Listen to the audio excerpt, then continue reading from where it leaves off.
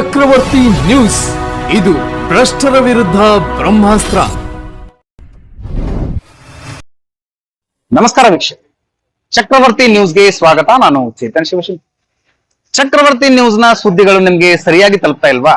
ಹಾಗಾದ್ರೆ ಕೂಡಲೇ ನಮ್ಮ ಚಾನೆಲ್ ನ ಸಬ್ಸ್ಕ್ರೈಬ್ ಮಾಡ್ಕೊಳ್ಳಿ, ಪಕ್ಕದಲ್ಲಿರುವ ಬೆಲ್ ಐಕಾನ್ ನ ಕ್ಲಿಕ್ ಮಾಡಿ. ಹಾಗೆ ಮಾಡೋದ್ರಿಂದ ನಾವು ಮಾಡುವ ಪ್ರತಿಯೊಂದು ಸುದ್ದಿ ನಿಮ್ಗೆ ಆಗಿಂದಾಗ ನಿಮ್ಮ ಮೊಬೈಲ್ಗೆ ತಲುಪುತ್ತೆ.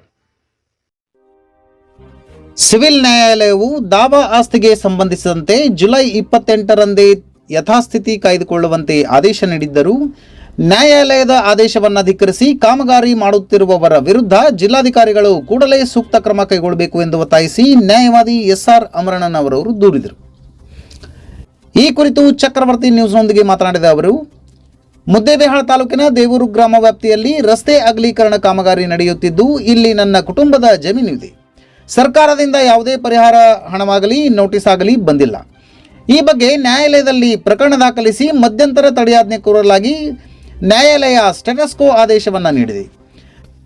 ಈ ಆದೇಶವನ್ನು ನಾನು ನೇರವಾಗಿ ಸಂಬಂಧಿಸಿದ ಗುತ್ತಿಗೆದಾರರಿಗೆ, ಅಧಿಕಾರಿಗಳಿಗೆ ದಾಖಲೆ ಸಮೇತ ನೀಡಿದರೂ ಯಾವುದೇ ಪ್ರಯೋಜನವಾಗುತ್ತಿಲ್ಲ. ಗುತ್ತಿಗೆದಾರರು ನ್ಯಾಯಾಲಯದ ಆದೇಶವನ್ನು ಮೀರಿ ಕಾಮಗಾರಿ ಮಾಡುತ್ತಿದ್ದು, ಇದರಿಂದ ನಮಗೆ ತೊಂದರೆಯಾಗುತ್ತಿದೆ. ಕಾಮಗಾರಿ ಸ್ಥಳಕ್ಕೆ ಭೇಟಿ ನೀಡಿ ಕಾಮಗಾರಿ ನಿರತರಿಗೆ ಆದೇಶ ಪತ್ರ ಕೊಡಲು ಹೋದರೆ ಸ್ವೀಕರಿಸುತ್ತಿಲ್ಲ. ಕಾಮಗಾರಿಯನ್ನು ಬಂದ್ ಮಾಡುತ್ತಿಲ್ಲ. 112ಗೆ ಕರೆ ಮಾಡಿದರೂ ಯಾವುದೇ ಪ್ರಯೋಜನವಾಗಿಲ್ಲ. ನ್ಯಾಯಾಲಯದ ತಡೆಯಾಜ್ಞೆ ಆದೇಶ ಇದ್ದರೂ ಇವರು ಕಾಮಗಾರಿ ನಡೆಸುತ್ತಿರುವುದರ ಹಿಂದೆ ಏನೋ ಷಡ್ಯಂತ್ರ ಇದೆ. ಈ ಬಗ್ಗೆ ಜಿಲ್ಲಾಧಿಕಾರಿಗಳು ಕೂಡಲೇ ಗಮನ ಹರಿಸಿ ಈ ಕಾಮಗಾರಿಯನ್ನು ಕೂಡಲೇ ನಿಲ್ಲಿಸಬೇಕು. ಇಲ್ಲವಾದಲ್ಲಿ ಕುಟುಂಬ ಸಮೇತ ಬೀದಿಗಿಳಿದು ಹೋರಾಟ ನಡೆಸುವುದಾಗಿ ಎಚ್ಚರಿಸಿದರು. ಮುದ್ದೇಬಿಹಾಳ ತಾಲೂಕಾ ಪೈಕಿ ದೇವೂರು ಗ್ರಾಮದಲ್ಲಿರುವ ನನ್ನ ಸ್ವಂತ ಜಮೀನದಲ್ಲಿ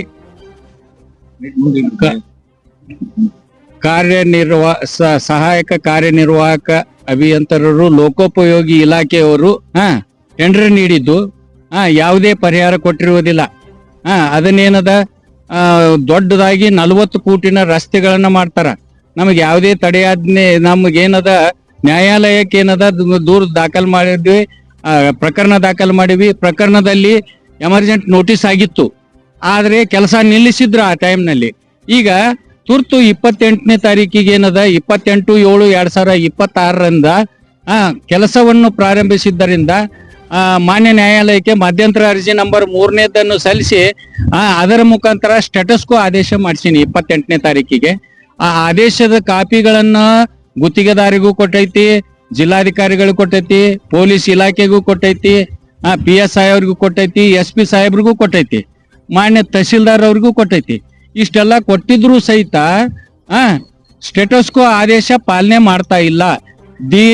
ಈಗ ಸತತವಾಗಿ 28, 29, 30, 31, 1, 2 ಈ ರೀತಿಯಾಗಿ ಸತತವಾಗಿ 6 ದಿನಗಳವರೆಗೂ, ಇವತ್ತು 7ನೇ ದಿನ, ಇವತ್ತು ಕೆಲಸ ಪ್ರಾರಂಭ ಐತಲ್ಲಿ. ಇವತ್ತು GPS ಫೋಟೋಗಳನ್ನ 6 ದಿನಗಳವರೆಗೂ ವಿಡಿಯೋಗಳನ್ನ ಮಾಡಿದ್ದೇನೆ, GPS ಫೋಟೋಗಳನ್ನ ಮಾಡಿದ್ದೇನೆ. ಕಾಮಗಾರಿ ಮಾಡೋದು ನಿಮಿತ್ತ ಇಷ್ಟೆಲ್ಲ ಮಾಡಿ ಆದ್ರೂ ಕಾರ್ಯನ ಯಾವ ಪೊಲೀಸ್ ಇಲಾಖೆನೂ ಬಂದ್ ಮಾಡ್ತಾ ಇಲ್ಲ, ತಹಸೀಲ್ದಾರು ಬಂದ್ ಮಾಡ್ತಾ ಇಲ್ಲ, ಜಿಲ್ಲಾಧಿಕಾರಿಗಳು ಇದನ್ನ ಬಂದ್ ಮಾಡಿಸ್ತಾ ಇಲ್ಲ, ಇದ್ರ ಗಮನಕ್ಕೆ ತರ್ತಾ ಇಲ್ಲ. ಆದ್ರೆ ಏನದ, ಮುಖ್ಯಮಂತ್ರಿಗಳಿಗೆ ತಹಸೀಲ್ದಾರ್ಲಿಂದ ಕೊಡ್ಬೇಕಾಗ್ಯದ ನಾ ಮನವಿನ. ಅವ್ರ ತಹಸೀಲ್ದಾರ್ ಏನದ ಕಾರ್ಯಾಲಯದಲ್ಲಿ ಇರುವುದಿಲ್ಲ ಇವತ್ತ. ಆದ್ರಿಂದ ಮಾನ್ಯ ನ್ಯಾಯಾಲಯಕ್ಕೆ ಏನದ ಮತ್ತೊಂದು ಮಧ್ಯಂತರ ಅರ್ಜಿ ನೀಡಿ ಗುತ್ತಿಗೆದಾರನ ವಿರುದ್ಧ ಏನದ ನ್ಯಾಯಾಲಯದ ಆದೇಶವನ್ನು ಉಲ್ಲಂಘನೆ ಮಾಡುತ್ತಿದ್ದ ಕುರಿತು ಪ್ರಕರಣ ದಾಖಲಿಸಕ ಪ್ರಯತ್ನ ಮಾಡಾಕತ್ತೀನಿ. ಆನಂತರ ಪೊಲೀಸ್ ಏನದ ಅದನ್ನ ಬಂದ್ ಮಾಡಿಸ್ಲಿಕ್ಕೆ ಮಾನ್ಯ ನ್ಯಾಯಾಲಯದಿಂದ ಇನ್ನೊಂದು ಮಧ್ಯಂತರ ಅರ್ಜಿಯನ್ನು ಇವತ್ತು ಸಲ್ಲಿಸಿರುತ್ತೇನೆ. ಅದನ್ನ ನಾಳೆ ಬೋರ್ಡಿಗೆ ಬರುತ್ತೆ. ಮಾನ್ಯ ಅಧಿಕಾರಿಗಳು, ಜಿಲ್ಲಾಧಿಕಾರಿಗಳು, ಜಿಲ್ಲಾ ಪೊಲೀಸ್ ವರಿಷ್ಠಾಧಿಕಾರಿಗಳು, PSI ರವರು, ತಹಸೀಲ್ದಾರ್ ಅವರು ಇದರ ಕುರಿತು ಗುತ್ತಿಗೆದಾರನಿಗೆ ಆ ಕಾಮಗಾರಿಯನ್ನು ಬಂದ್ ಮಾಡಿಸಬೇಕು, ತುರ್ತ ಬಂದ್ ಮಾಡಿಸಬೇಕು.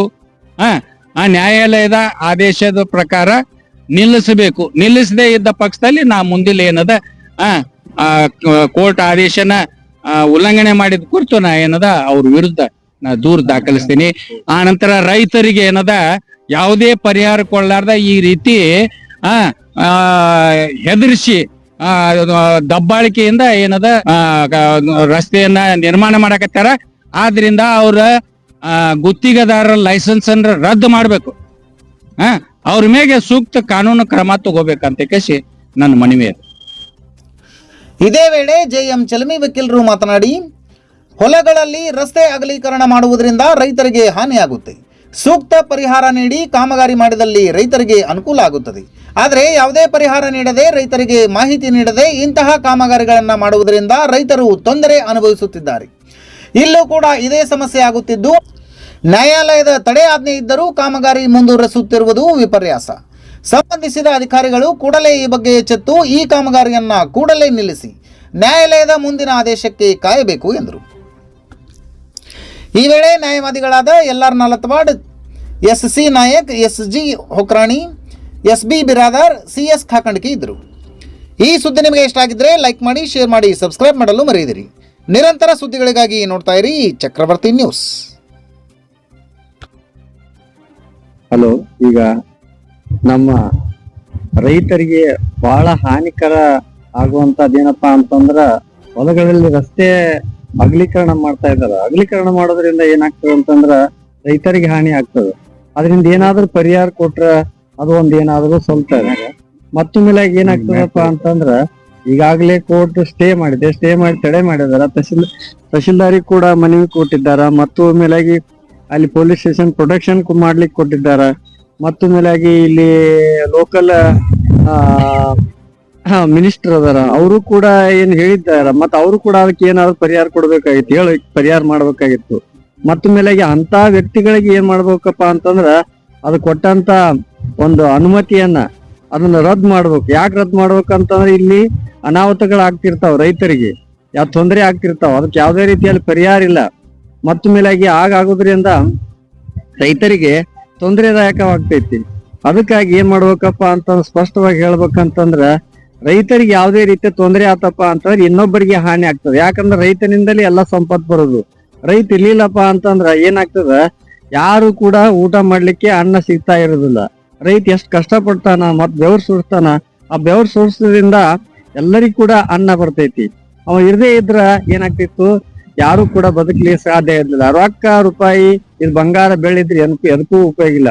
ಈಗ ನಮ್ಗೆ ಏನ್ ಬೇಕು, ರೈತ ಬೇಕು. ರೈತನೇ ಈ ದೇಶದ ಬೆನ್ನೆಲುಬು ಅಂತ ಹೇಳ್ತಾರ. ಅದಕ್ಕ ಮಾನ್ಯ ಈಗಿದ್ದಂತ ನಾಡಗೌಡ ಸಾಹೇಬ್ರು ಮತ್ತು ಇನ್ನುಳಿದಂತ ಅಧಿಕಾರಿಗಳು ಮತ್ತು ತಹಶೀಲ್ದಾರ್ ಅಧಿಕಾರಿಗಳು ಮತ್ತು ಇಲ್ಲಿದ್ದಂತ ಪೊಲೀಸ್ ಅಧಿಕಾರಿಗಳು ಮತ್ತು ಇಲ್ಲಿ ಕೋರ್ಟ್ ಮಾಡಿದಂತ ಒಂದು ಆದೇಶಕ್ಕ ಅದಕ್ಕೆ ಮಾನ್ಯತೆ ಕೊಟ್ಟು ಆದಂತ ರಸ್ತೆ ಏನ್ ಅಗಲೀಕರಣ ಆಗ್ತದಲ್ಲ ಅದಕ್ಕೆ ಏನಾದ್ರೂ ಪರಿಹಾರ ಕೊಟ್ಟು ಮುಂದಿನ ಕ್ರಮವನ್ನು ಜರುಗಿಸ್ಬೇಕಂತೇಳಿ ನನ್ನಲ್ಲಿ ವಿನಂತಿಯನ್ನ ಕೇಳ್ಕೊತಾ ಇದ್ದೀನಿ.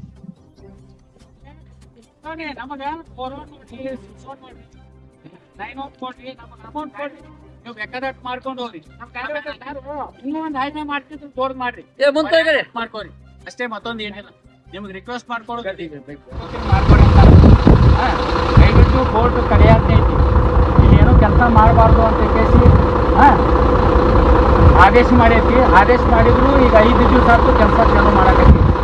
ದಯವಿಟ್ಟು ಏನದ ನಾ ಏನಂತೀನಿ ನೋಡ್ರಿ, ನಿಮ್ಮ ಮಾಲಕರಿಗೆ ಇನ್ಫಾರ್ಮ್ ಮಾಡ್ರಿ. ಅವ್ರು ಬಂದಿದ್ರು ನಿಂದಿರ್ಸಕತ್ತ ಸಾಹೇಬ್ರ, ನಾವು ತಿಳ್ಕೊಂತೀನಿ, ಅವರು ಹೇಳ್ರಿ ಅವ್ರಿಗೆ.